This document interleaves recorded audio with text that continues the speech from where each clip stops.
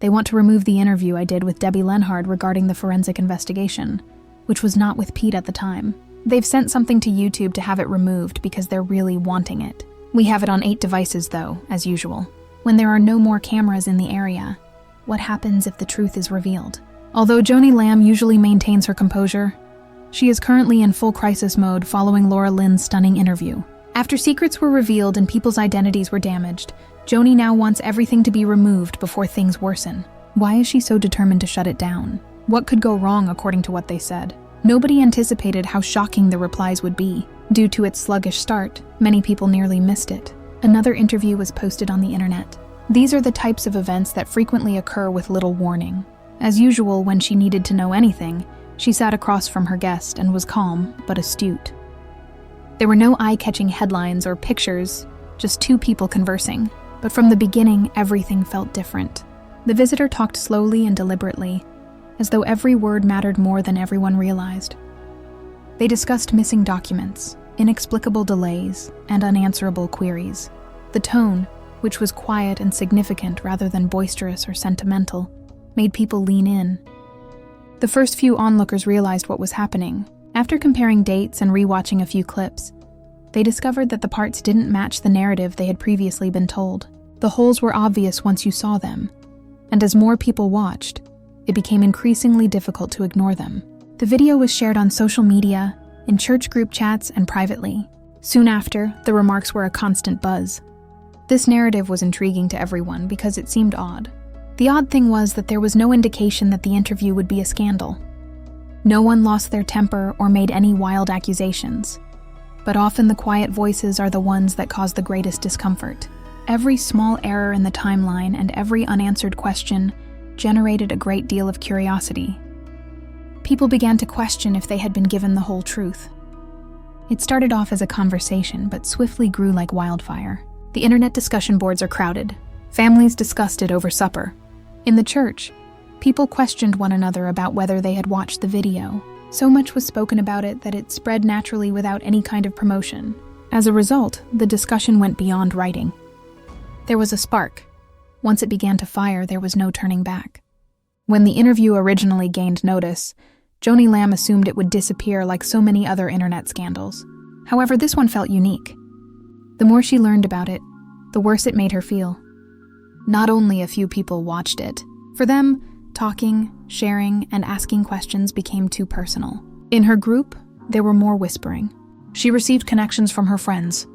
Her employees entered her office with anxious expressions. At first, Joni attempted to dismiss the questions from strangers, such as, "Have you seen this interview?" People lie, she reminded herself. And online chatter is short-lived. But she was aware. They had always cared about Daystar's appearance, their level of trust, and the tale they told the world. If that story became even slightly weak, everything she and Marcus had fought so hard to create could be destroyed. For Joni, this was more than just another online film. Her authority, reputation, and the heritage she believed she was defending were all directly threatened. So she hurried. She immediately took up the phone and called advisors, attorneys, and IT teams, according to those who knew her well. She was straightforward and forceful in what she told me. Remove the video. Her statement made it obvious that she meant it. The answer, she believed, was simple. Eliminate it before it grows.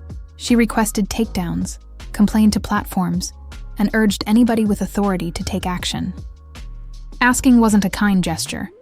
It was a directive. Behind closed doors, Daystar's atmosphere shifted. The workers hurried to write remarks, attend emergency meetings, revise them, and then discard them once more. Some were afraid. They were unsure if their intense efforts to end the interview would worsen the situation. However, nobody had the courage to tell Joni that aloud. She had no intention of giving up. She believed that the tale would dominate her if she didn't control it. The more she pushed, the faster the video moved. Online, screenshots were shared. Mirror copies were posted on new websites. After one shape vanished, another would emerge. And people's interest grew with every defeat. Why is this being kept secret? People began to ask, what exactly in that interview is so risky? The fire that Joni was working so hard to put out grew even larger as her attempt to maintain control became its own drama. But she didn't give up. Instead, Joni took the initiative. She warned her pals that the discussion was nasty, dishonest, and dangerous. She said that rather than concealing something, her argument was about safety. She said that she had no intention of suppressing the truth. She was trying to safeguard the reputations of her neighborhood, her church, and her family from harm. To those who supported her, this made sense. However, it appeared to be control from the outside. Inside the government, tensions increased daily. The personnel whispered in the hallways. Emails were sent and received rapidly in the middle of the night. Some concurred with Joni that having courage and taking actions that could enrage others were essential components of a strong leader. Some believed that she was exaggerating the situation and turning a tiny fire into a massive one. However, Joni had a change of heart. She believed that she had to be in control of the story, no matter how hard she tried. However, her attempt to exert authority over others outside of her group backfired. The Streisand effect. The more you attempted to remove something, the more brutally real it became. Conversation was no longer the only thing people were interested in. Joni's determination to shut it down astounded them. Everything she did was interpreted by some as evidence that the film revealed realities that were too terrible to acknowledge. For Joni, it was a battle on many fronts. She was opposed to more than just the interview. She felt guilty because of the internet, the rumors, the speculations, and the notion that she had something to conceal. Every motion she made was observed by everyone. Every decision had consequences. Despite her best efforts to regain control, she was unable to avoid one terrible reality. She seemed to lose control no matter how hard she tried. When the video continued to circulate despite efforts to remove it, an odd thing began to happen. It was more than a story now. In the sand, it became a line. At the last minute, a large number of people nationwide who had never heard of Daystar or Lynn were dragged into the dispute. What began as a single online interview was now being discussed in family dinners, church lobbies, talk shows, and many social media comment threads. The question went beyond what was discussed in the conversation. It was connected to something far more significant. Whom do you trust, and how do they determine what you are allowed to hear? On one side, there were those who supported Lynn. She was strong and honest enough to shed a light where others were scared to, in their opinion. They appreciated that she didn't rant or overreact to trivial issues. She let her guests speak and simply asked her questions. Many believed her because of her calm, steady voice. According to these individuals, leaders who attempted to conceal something most often did so because they were unwilling to face the truth. Transparency was always preferable to seclusion, and information should never be kept secret. Laura became something of a symbol for this group, a voice that would not be silenced. She demonstrated that common people may challenge authority. On the opposing side, however, were Joni's equally fervent supporters. They saw her as a leader protecting her family, her ministry, and her reputation from unfounded rumors, not because they believed she was attempting to conceal the truth. To them, Laura's speech was reckless rather than courageous. They believed that disseminating unsubstantiated accusations was dangerous, could harm actual people, and was an affront to decades of church labor. According to this group, being a leader entails assuming a lot of responsibility, which occasionally entails preventing others from hearing untrue or destructive stories. They said that Joni's decision to request the removal of the video was common and perhaps required. The altercation between these two groups wasn't civil for very long. There are many contentious debates in online groups. Some claim that Joni concealed the truth out of fear of being discovered, and because she prioritized maintaining her public persona over being truthful.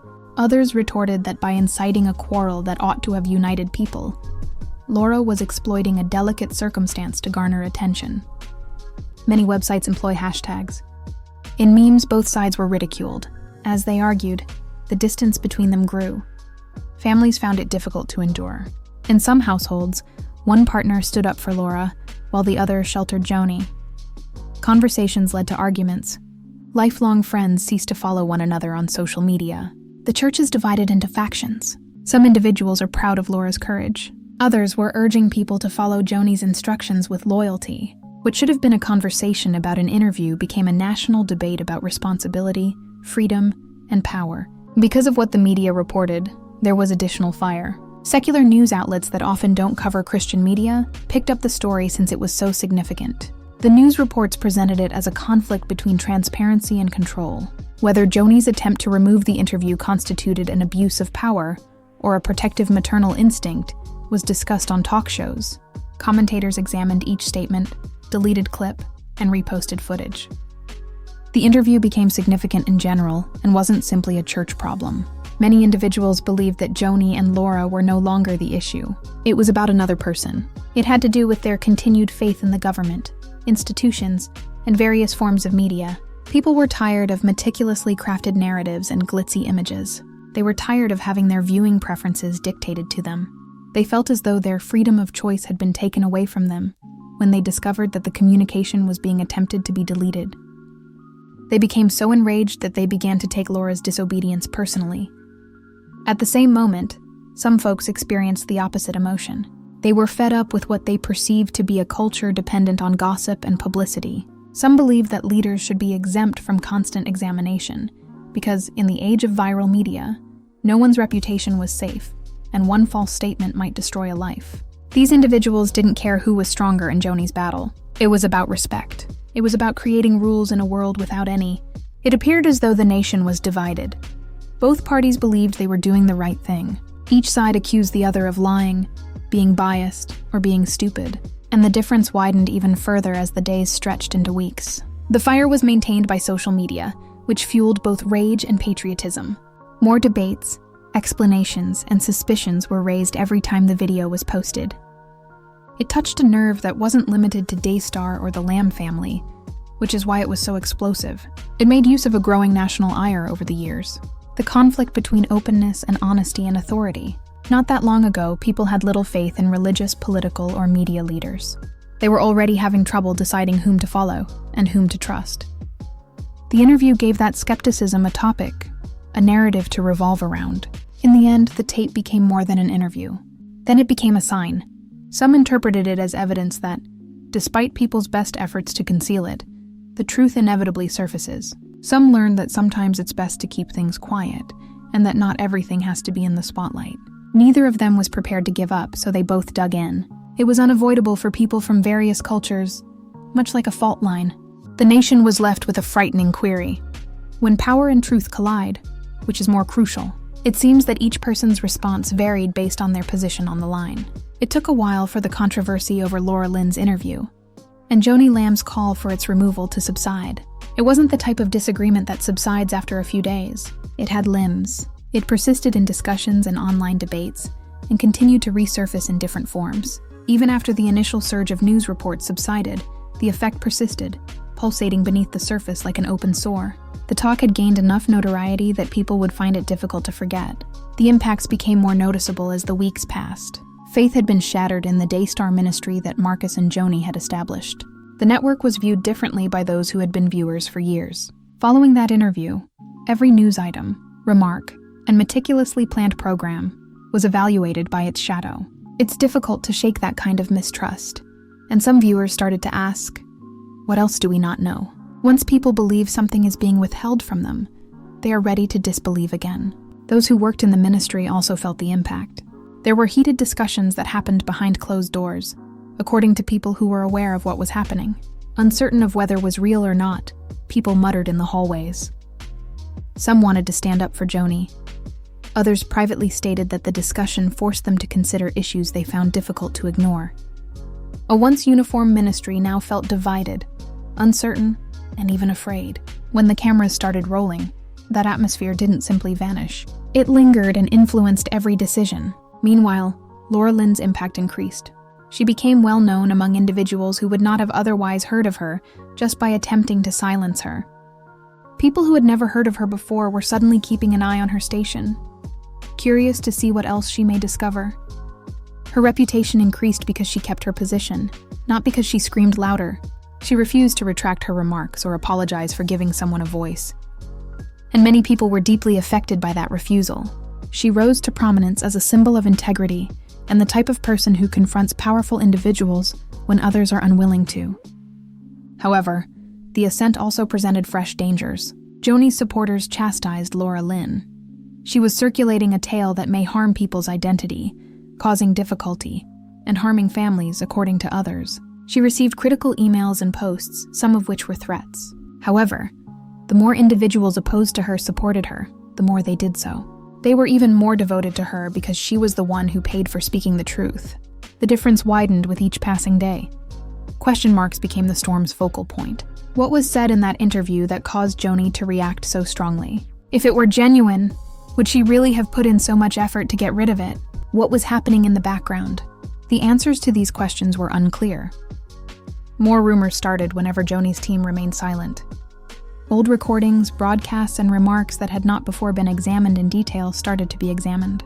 To identify discrepancies and generate ideas, various timelines were compared. The conversation served as a catalyst for a much larger public research. Over the course of several months, the issue shifted from being about a single video to being about the legitimacy of Christian media in general. Other churches, networks, and organizations were affected. Daystar was no longer just distrusted by the public. They started to question the system as a whole. Did leaders speak the truth? Was information handled carefully? Is it possible to believe the rosy image of religion programming? These were difficult questions. They addressed the core of the public's perception of religious media. Joni's personal and professional lives took a turn for the worse. In the Christian community, she had spent decades establishing herself as a motherly figure, a reliable leader, and an authoritative voice. There was nothing she could do now to dodge the interview. People recalled that each time she was written about or made public, she had requested that the recording be removed. They believed she had something to conceal and interpreted that action as evidence of guilt. For those who backed her, it turned into a badge of honor. They were certain that she was being unfairly maligned, so they battled for her even harder. In any case, she was unable to escape its shade. Once gathering families now quarreled over whether to continue watching Daystar programming. Some stated they couldn't support a religion that attempted to silence people, so they stopped contributing. Others doubled their donations because they were certain that Joni was under assault and needed their assistance more than ever. While some preachers came out against Lynn, others cautioned their congregations. What started as a single interview was now transforming the operations of religious organizations across the nation. There were others with unanswered questions besides those who observed and believed. Journalists, bloggers, and critics began investigating it. While some were merely interested in the news to increase views and hits, others were curious about the true nature of the situation. Not only religious publications published articles. The debate was perceived as a part of a larger cultural struggle in the digital era over control of information, transparency, and privacy. All of a sudden, Joni wanted more than one movie. It was about the future of responsibility in a world where news cannot be controlled, the right to free speech, and the ability to criticize leaders. What made the impact so powerful was the sense that this was far from over. There were still several websites where people were sharing the video.